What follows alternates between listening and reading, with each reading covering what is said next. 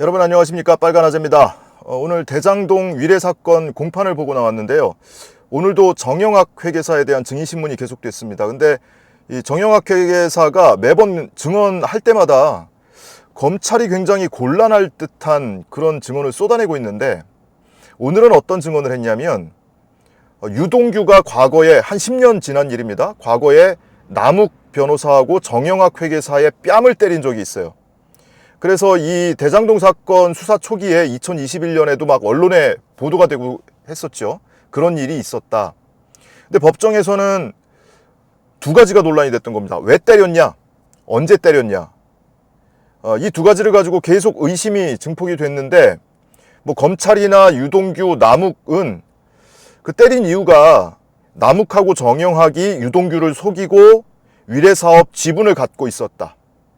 그런데 유동규가 속은 걸 알고 나서 유동규 입장에서는 야, 니네가 지분 다 넘기고 지분을 양보하고 호반건설이 사업에서 빠지지 않도록 사업에 참여시키기 위해서 니네 지분을 다 양보했다고 해서 그거를 내가 위에다가 보고를 했는데, 니네가 나를 속이고 그걸 감춰놓고 있었다고, 지분을 받아가지고 있었다고, 그럼 내가 위에다 허위 보고를 한 게 되잖아. 그러면서 때렸다고 했었거든요. 근데 정영학 씨도 지금까지 그런 진술을 계속 해왔어요. 이 법정에서 최근에 증언하면서도 그렇게 얘기를 했는데, 오늘은 다른 이유를 실토를 했습니다. 그 다른 이유가 뭐냐면 유동규가 남욱에게 돈을 요구하는 그 통화 녹음 파일을 남욱, 정영학, 정재창이 가지고 있었고, 그거를 유동규가 알게 돼서 화가 나서 때린 거였다. 이 사실을 처음으로 오늘 실토를 했습니다. 자, 이 돈 요구 사건은 뭐냐면 2013년에 유동규가 남욱한테 3억 원 달라고 하죠. 처음에는 남욱 씨 증언에 따르면 처음에는 내가 어디 빌린 데가 있는데 급하게 갚아야 된다. 빨리 안 갚으면은 내가 좀 곤란해진다. 라면서 돈을 요구를 했다고 하죠. 그 3억 원을 요구를 한 게 2013년 3월 20일이에요. 그러고 나서 한 열흘 정도 지난 거예요. 2013년 4월 1일에 유동규가 남욱에게 전화를 합니다. 그래서 통화를 해요. 그런데 그 자리에서 유동규가 돈 언제 되냐? 빨리 해달라. 내일까지 안 되냐? 내일까지 1억 5천은 안 되냐? 남욱이 1억 5천까지는 안 되고, 이게 흔적이 남지 않게 현금을 만들려면 시간이 좀 걸린다. 지금까지 얼마나 됐니? 그랬더니 한 7천 몇백 됐다. 그럼 일단 그거라도 가져와. 잘라서라도 가져와. 내일 강남 룸사롱으로 가져와. 이 얘기를 유동규가 남욱에게 이야기를 하고, 그 통화 내용을 남욱이 녹음을 한 거예요. 그걸 녹음해서 정재창, 정영학하고 공유를 한 겁니다. 자, 이 시점에는 유동규가 남욱에게 본격적으로 돈을 요구를 하면서 처음 돈을 받는 단계거든요. 그래서 4월 2일에 돈을 줘요. 남욱이 7천만 원을 줍니다. 근데 바로 그 전날, 돈 주기 전날 유동규하고 통화하면서 내일 7천이라도 가져와 라고 얘기를 했고, 그 유동규의 육성 통화가 녹음이 된 파일이 있는 겁니다. 이게 이른바 정영학 녹취록 있죠. 굉장히 많은 분량의 정영학 녹취록에도 이 내용이 있어요. 근데 정영학 녹취록 중에 모든 내용은 정영학이 당사자로 참여를 하고요. 거기에 대화 상대자가 유동규일 때도 몇 번 있고, 주로 남욱, 김만배 이 사람들하고 대화한 내용 또는 통화한 내용을 녹음을 해놨거든요. 근데 이 4월 1일의 녹음 파일은 통화 당사자가 정영학이 아니고 남욱과 유동규예요. 남욱이 녹음을 해서 그거를 공유를 한 파일을 가지고 있었던 거예요. 자, 그런데 남욱이 우리한테 이런 파일이 있어. 우리가 가지고 있어. 라는 거를 나중에 김만배한테 얘기를 했고, 김만배가 그 얘기를 유동규한테 전달을 하는 겁니다. 야, 너 돈 요구했었다며. 그거 야, 남욱하고 정재창하고 정영학하고 그 너하고 통화한 거 녹음해가지고 다 가지고 있대. 이 얘기를 전달을 한 거예요. 그랬더니 유동규가 열받아서 남욱, 정영학 있는 술집에 가가지고 애들 따귀를 때렸다. 뭐 일부 증언에 의하면 뭐 남욱이 2대를 맞고 정영학이 1대를 맞았다. 뭐 이런 얘기도 있고, 몇 대를 맞았던 간에 나이가 중년이 된 사람들이 이 따귀를 맞고 때리고 했던 거예요. 공무원이, 업자들 따귀를 때린 거다. 지금까지 유동규의 주장은 뭐였냐면요. 그때 따귀를 때리긴 때렸는데 위례 사업에서 호반건설이 갑자기 빠진다고 했어.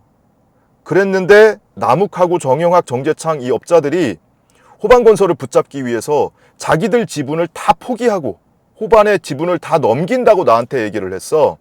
그래서 내가 그 사실을 뭐 이재명 정진상한테 보고를 했다. 그런데 나중에 알고 보니까 얘네가 지분을 갖고 있어서 그럼 나는 허위 보고한 게 되니까 그래서 화가 나서 때렸다고 그랬거든요. 그랬는데 그 장소에 가서 유동규가 따귀 때리면서 뭐라고 했냐면 니들은 배신자다 하면서 때렸다고 했어요. 이게 어떤 게 더 이 적확한 표현이냐. 배신자라고 할 때 야 니들이 내가 돈 요구한 거 나한테 돈 준 거 그거 증거를 만들어 가지고 녹음 파일을 가지고 있다고? 이 경우에 배신자라고 느낄 것이냐. 아니면 얘들하고 결탁을 해서 내가 니네한테 위례 사업 줄게. 그리고 니네는 남욱은 그 대가로 뭐 선거 지원하고 선거 자금도 지원하고 뭐 그러면 나중에 대장동 잘 해달라고 하고 이런 거래를 주고받았다고 했는데 나중에 보니까 위례 사업 지들 거 지분 다 포기했다고 그러더니 뒤로 지분을 가지고 있었네? 이런 사실을 알아서 배신자라고 느꼈던 것이냐. 유동규는 이제 후자의 경우라고 하는 거거든요. 근데 오늘 이 정영학도 지금까지는 이 위례 지분 때문에 맞았다고 했었어요. 근데 오늘 처음으로 시인을 한 겁니다. 그거 유동규가 돈 요구한 거 녹음 파일 우리가 갖고 있어서 그게 들통이 나서 맞은 거야. 근데 정영학이 줄곧 부인하다가 이거를 오늘 법정에서 왜 시인을 했냐면 정영학이 나중에 이 고소장을 써놓고 있었나 봐요. 이 사업자들이 본인한테 책임을 막 전가하려고 하니까 본인 방어용으로 이 다른 사업자들에 대한 고소장을 써놓고 있었는데 그 고소장이 증거로 확보가 돼 있고 그 고소장에 그런 내용이 있다는 겁니다. 정영학이 쓴 고소장인데 그 당시에 이런 내용들 유동규가 7천을 요구했고 그 녹음 파일을 남욱이 김만배한테 우리한테 이런 녹음 파일이 있다고 얘기를 했고 김만배가 유동규한테 전달을 해서 유동규가 정영학 남욱 뺨을 때렸고 김만배에게 이걸 수습해달라고 했다. 다시 말하면 그 저장된 녹음 파일을 복구 불가능하게 삭제하도록 해달라라고 김만배에게 요구를 했다. 이 내용이 그 고소장에 들어가 있는 거예요. 정영학 본인이 쓴 고소장에. 그러니까 그 고소장을 제시하면서 신문을 하니까 이걸 부인을 할 수가 없는 겁니다. 그래서 마지못해 정영학 씨도 복합적이었다. 그런 이유도 있었고 이 녹음 파일 때문에 맞은 것도 있었고 그 위례 지분 때문에도 맞은 거다. 왜냐면 지금까지 본인이 위례 지분 때문에 맞았다라고 해왔으니까 지금까지 뱉어놓은 얘기가 있으니까 그거를 완전히 부인할 수는 없고 이 두 가지 이유가 다 복합적이었어. 이렇게 증언을 하는 거예요. 검찰은 이제 뒤에 가서 재반대 제주신문 하면서 이 부분을 어떻게든 이제 수습을 해야 되는 상황인 거죠. 그래서 정영학 씨를 상대로 그럼 유동규가 뺨 때릴 때 니들 왜 녹음 파일 갖고 있냐고 그렇게 얘기하는 것을 직접 들었냐. 유동규가 직접 그런 얘기를 했냐 라고 얘기를 하니까 정영학 씨는 직접 들은 적은 없다. 그런 워딩을 직접 들은 적은 없다는 거예요. 다시 이제 뒤에 가서 변호인이 물어요. 야 그러면은 네가 고소장에 그 내용을 상세히 기술을 해놨잖아. 그거는 녹음 파일 때문에 맞았다는 것을 너 스스로 알고 있었다는 거지. 그건 맞다고 하죠. 그러면 녹음 파일 때문에 유동규가 널 때렸다는 것은 그 당시 뭔가 근거가 있었던 거지. 네가 그렇게 기억을 하고 있는 근거가 있는 거지. 그거 맞다고 합니다. 그러니까 부인하지 못하는 거예요. 그러니까 검찰은 이걸 어떻게든지 뒤집어 엎고 싶었을 텐데 왜냐면은 유동규 남욱의 진술까지는 일치하거든요. 정영학 진술도 지금까지 일치했었어요. 그런데 정영학이 본인이 써놓은 그 고소장 때문에 마지못해서 이 유동규가 돈 요구하는 녹음 파일 때문에 맞았다라는 사실을 시인을 한 겁니다. 자, 이게 하나가 있고 그러면 유동규가 그동안 주장했던 것처럼 내가 윗선에 보고를 했는데 그게 사실하고 다르기 때문에 화가 나서 때렸다라고 하는데 이게 좀 힘을 잃게 되는 거죠. 또 하나는 이 시점이 문제예요. 언제 때렸냐. 이 시점이 언제인지를 확인하기 위해서 그동안 변호인단이 사실 조회 신청을 하면서 사실 확인 신청을 하면서 뭐 소방서 이런 데에다가 계속 재판부를 통해서 공문을 보낸 거예요. 혹시 이때 유동규라는 사람 이송한 적 있느냐? 또 어디 병원에 입원한 적이 있느냐, 이걸 가지고 계속 조회를 했는데 흔적이 확인이 안 되는 거예요. 왜냐면 그런 소문이 있었어요. 앰뷸런스 타고 갔다. 본인이 너무 흥분을 해서, 정영학 남욱 때리고 나서 너무 흥분을 해서 앰뷸런스 타고 뭐 병원에 실려갔다, 이런 얘기가 있었거든요. 그래서 재판부에 사실확인 조회를 신청을 해서 뭐 소방서에도 사실확인 조회를 받아보고 병원에도 확인을 해보고 했는데 그 흔적이 나오질 않는 겁니다. 근데 유동규도 과거에 본인이 증언하면서 앰뷸런스 타고 간 게 아니고 내가 아는 사람이 와서 나를 데려갔다라고 얘기를 했고, 오늘 정영학 씨도 그때 앰뷸런스를 타고 간 게 아니고 유동규가 자기가 아는 사람이 와서 태워갔다고 하더라, 이렇게 증언을 해요. 그러니까 이제 거기까지는 얘기가 맞는 것 같아요. 실제로 무슨 구급차를 119에 구급차 불러서 타고 간 건 아니고 아는 사람이 와서, 유동규가 막 너무 흥분해가지고 광분을 하니까 그래서 아는 사람이 와서 태워갔다. 근데 그 시점이 문제인 거죠. 이게 2014년이냐 유동규가 말하는 2016년이냐. 유동규는 2016년, 아무리 빨라도 2015년이라고 얘기를 하고 있고요. 그리고 정영학 씨는 수사 초기에는 그 뺨 맞은 사건이 2014년 중반이라고 하다가 나중에 본인의 기억을 떠올리고 당시 기록을 뒤져보니까 2014년 2월 또는 3월경이었다고 얘기를 하고 있습니다. 그리고 또 한 명의 뺨 맞은 당사자 남욱은 2014년 상반기라고 했어요. 어쨌든 둘 다 2014년 초 또는 상반기. 근데 유동규 혼자 2016년이라고 하고 있거든요. 이 시점이 왜 의미가 있냐면 2014년 6월에 지방선거가 있었잖아요. 그리고 2013년 7월부터 남욱, 정영학 이런 민간 사업자들이 유동규하고 거래를 하면서 위례 사업을 내정을 받고 사업이 막 진행되던 단계예요. 그때는 물론 대장동 사업도 초기 단계에 있었습니다. 이런 시점에 그와 같이 업자하고 공무원 사이에 폭행 사건이 있었고, 그리고 그 이후에도 2014년 6월 지방선거 때 이재명 대표가 성남시장 재선 도전할 때란 말이에요.